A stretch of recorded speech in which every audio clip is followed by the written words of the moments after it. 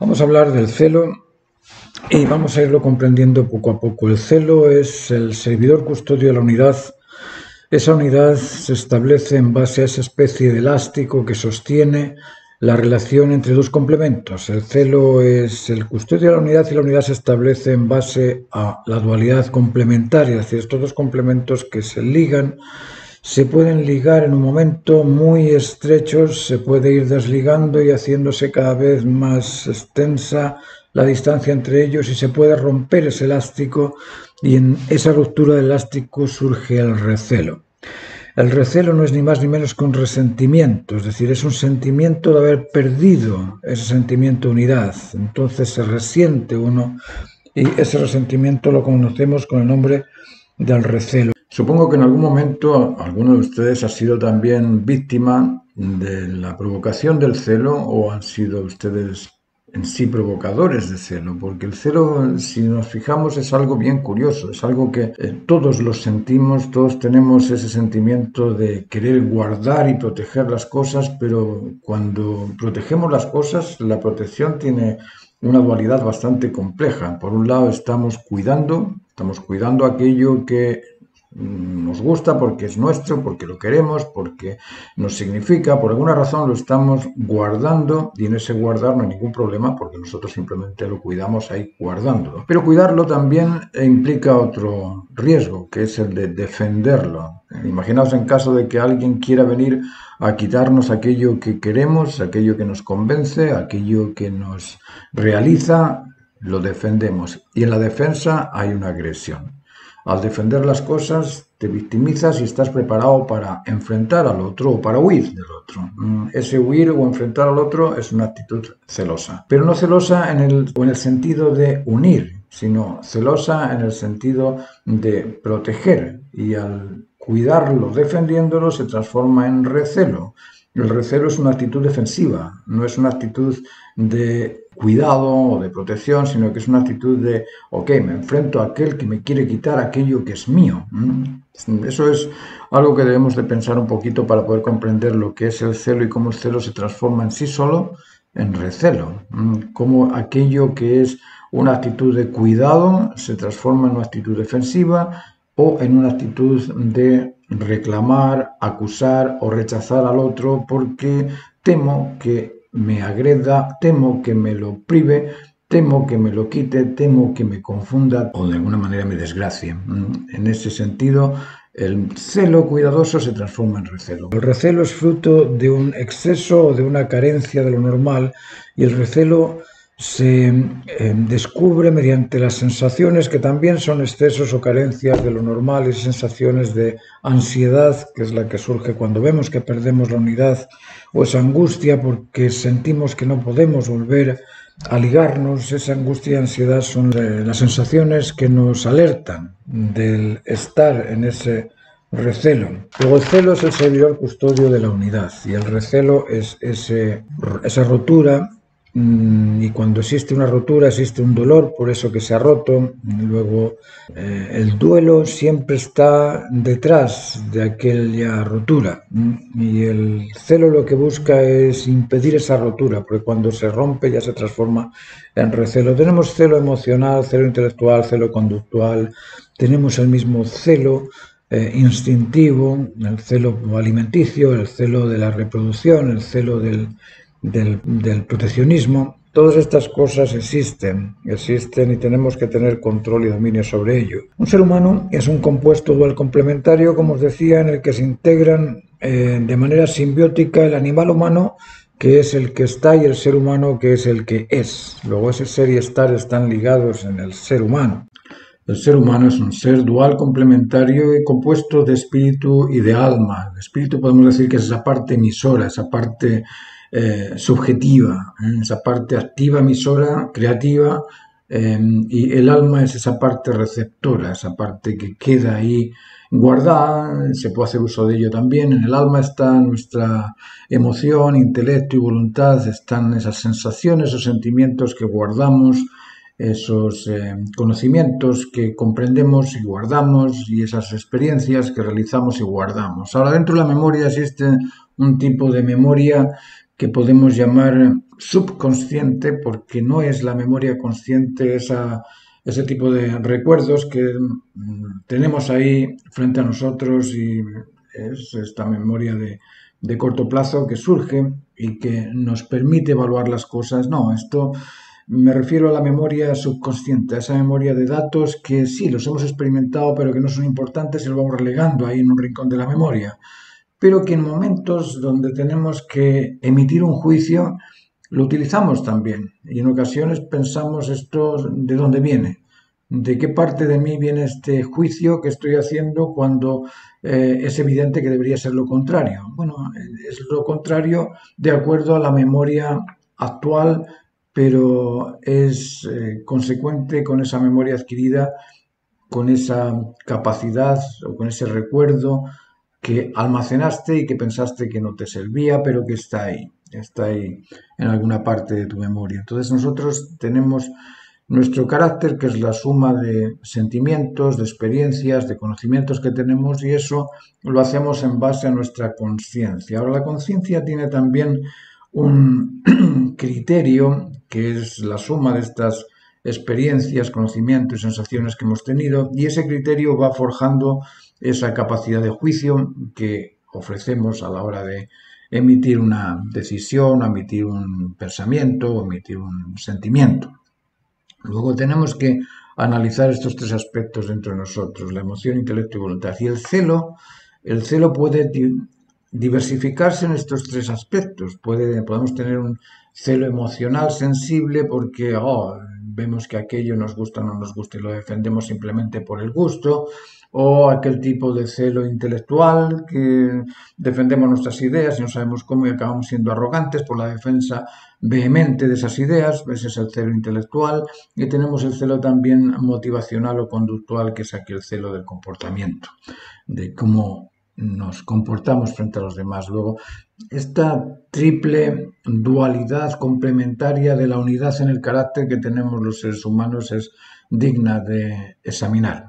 Capacidades humanas son tres: son la emoción, el intelecto y la voluntad. Somos capaces de sentir, de comprender y de actuar. Esos tres aspectos se ven también proyectados en la sociedad, en el aparato legislativo, ejecutivo, judicial, o en la salud, educación y trabajo, que son aspectos derivados de estas tres capacidades: emocional, intelectual y conductual. La emoción es la capacidad sensible que nos permite captar necesidades, nos permite captar lo necesario. Recuerden que en todo momento nosotros estamos satisfaciendo necesidades que vienen del exterior o que vienen del interior, pero son aspectos de entusiasmo, aspectos, no sé si decir que son aspectos motivantes o aspectos, estoy buscando la palabra porque tenemos impulsos y tenemos también estímulos, es decir, son aspectos estimulantes que nos impulsan a realizar cosas. Luego, la emoción es esa capacidad sensible que nos permite captar esos estímulos y transformarlos en impulsos después. La emoción es la capacidad sensible que nos permite captar lo necesario, el intelecto es la capacidad que nos permite reconocer el juicio justo, y la voluntad es la capacidad que nos motiva a cumplir con el deber. Estos tres aspectos, emoción, intelecto y voluntad, debemos madurarlos, debemos reconocerlos y debemos también ir poco a poco comprendiendo en qué consiste. ¿Qué es esto de captar las necesidades? ¿Qué tipo de necesidades captamos? ¿Son las necesidades máximas, válidas para todos? ¿Son las necesidades particulares de cada uno? ¿Qué tipo de reconocimiento reconocemos? ¿Son el reconocimiento de las razones razonables o de esas razones racionales? ¿Qué diferencia hay entre lo racional y lo razonable? ¿Qué tipo de convencimiento nos convence? ¿Nos convence más lo racional que lo razonable que lo racional? Eso debemos de irlo analizando y comprendiendo. ¿Qué tipo de motivación nos estimula a crear? ¿De dónde surge la estimulación creativa? ¿Dónde surge la creatividad? ¿Es esa creatividad originada en la expectación a disfrutar de un bien o la expectación a disfrutar de un beneficio es la que nos motiva a crear? ¿Es eso así? Bueno, eso es lo que yo quiero que vayan poco a poco analizando, escuchando esas voces internas, escuchando esas intuiciones que tienen, porque La emoción generalmente capta necesidades del ambiente o capta necesidades particulares de nuestra imaginación o capta también necesidades de aquello que se establece entre nosotros o en las circunstancias en las que nos sentimos involucrados nosotros. Luego, la sensación es un estímulo o un impulso dirigido o derivado del exceso o la carencia de lo normal. Eso es la sensación. La sensación se produce por exceso o por carencia. El hambre surge por carencia de nutrientes, transpirar surge por exceso de calor, el miedo surge por carencia de seguridad, la ansiedad por carencia, la angustia por carencia de posibilidades. Es decir, cada una de estas sensaciones se produce por exceso o por carencia de lo normal. La sensación se produce de ese modo. El sentimiento es algo distinto. El sentimiento es el recuerdo de una sensación. Se intercambian sentimientos entre individuos que han tenido o han sufrido o han padecido esa misma sensación. Los que han disfrutado o padecido esa sensación se pueden comunicar con aquellos que han tenido la misma experiencia de disfrutar o de sufrir esa sensación, y de ese modo se interconectan, se comprenden. Las capacidades operan a través de los 6 sentidos, de la vista, del oído, del olfato, del gusto, del tacto y del equilibrio.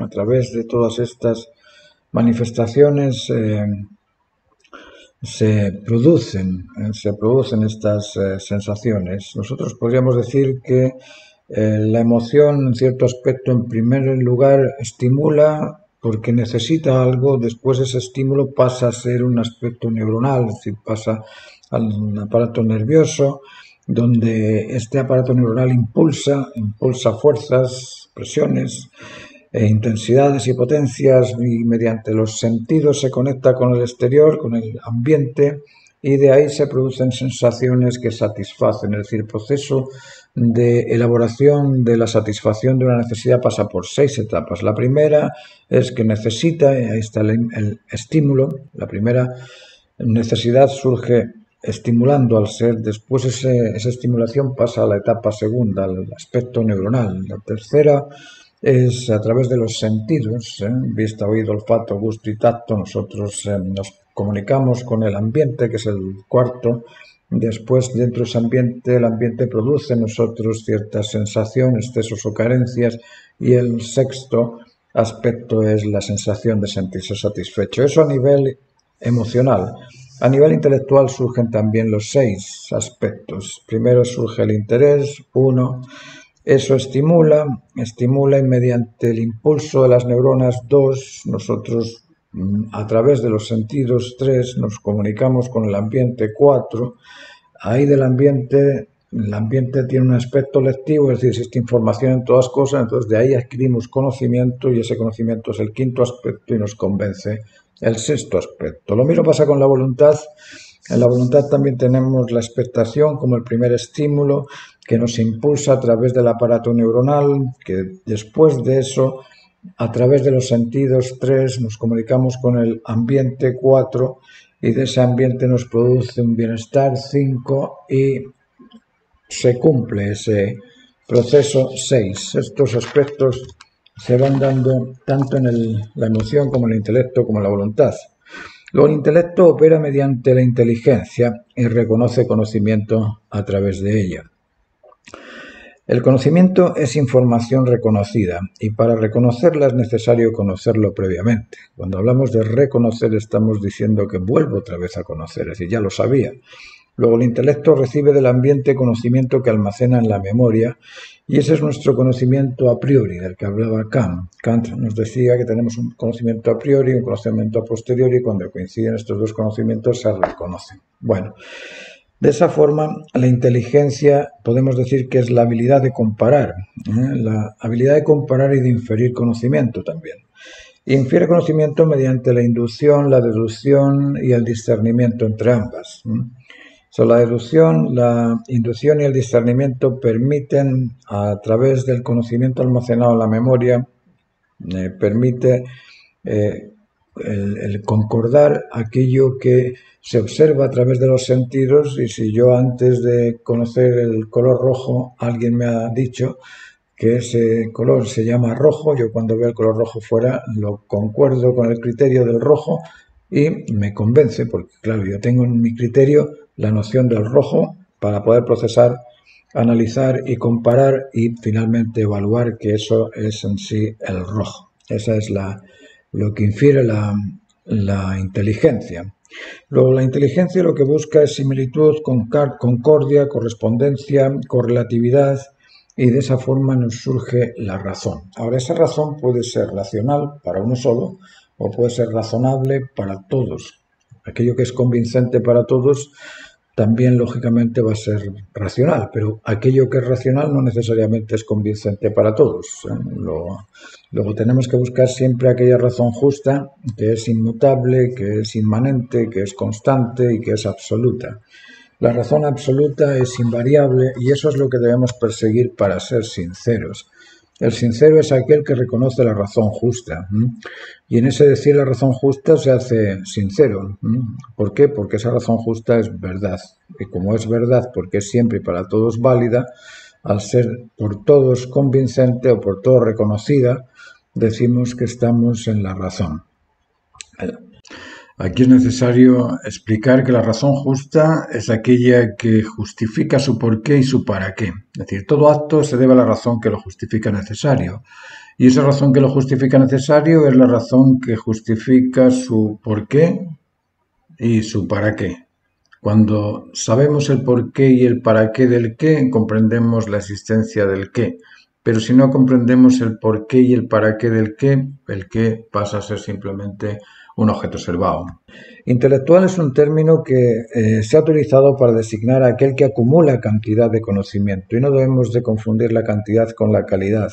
El inteligente es aquel cuya calidad de conocimiento es razonable, objetiva y convincente. Eso es el inteligente. El intelectual es aquel que conoce muchos datos, solamente los datos, pero puede que esos datos sean aleatorios, sean parciales, sean temporales y no sean razonables, constantes o convincentes. Luego existen dos tipos de convencimiento. Está el convencimiento racional entre el criterio particular de cada uno y la información adecuada a ese criterio, y está el convencimiento razonable entre el sentido común, la información inmutable y aquellas razones que son constantes en el tiempo y que son inmanentes porque están en todas partes. Luego el intelecto madura con el conocimiento inmutable. La emoción madura en la extensión e importancia de lo necesario. De esa forma va madurando nuestra sensibilidad, buscando, bueno, si ya sé que es necesario para mí, vamos a ver qué es necesario para mi pareja y para mí, qué es necesario para mi pareja, para mis hijos y para mí, qué es necesario para mi familia y para mí, y qué es necesario para el ambiente del vecindario y para mí, qué es necesario para la ciudad y para mí, qué es necesario para el mundo y para mí, pero siempre anteponiendo el para todos por sobre el para uno. La voluntad es el impulso estimulado por la expectación a disfrutar de un bien, de un conocimiento o de una satisfacción. Eso es lo que estimula nuestra voluntad. La voluntad espera cumplir con el máximo deber, ya sea pretendido o ya sea propuesto. Cuando lo pretendido o lo propuesto beneficia siempre a todo, la voluntad se estimula, se desarrolla y de esta forma podemos ir creciendo en el desarrollo de las capacidades. Yo os pido que hagáis algún tipo de ejercicio, de ver qué es lo que ocurre cuando en lugar de pensar en uno, pensamos en lo inmediato, en los amigos, y ofrecemos una solución para aquella reunión de amigos. O ofrecemos una solución para aquella reunión de hermanos o aquella reunión familiar. Empecemos por ahí, por conocer y comprender qué es lo que beneficia a todo el grupo inmediato, ese grupo familiar con el que compartimos. Después podemos pensar en qué es lo que beneficiaría a la tribu o qué es lo que beneficiaría a nuestra comuna, a nuestro vecindario, a todo lo demás. Pero hagámonos responsables por solucionar aquello que beneficia a algo más que al ego, algo más que al uno, algo más que a lo singular, algo más que al narcisismo contemporáneo. ¿Vale? Esos son los ejercicios que os dejo hoy. Espero que esta clase haya sido de interés. Nos vemos en la próxima.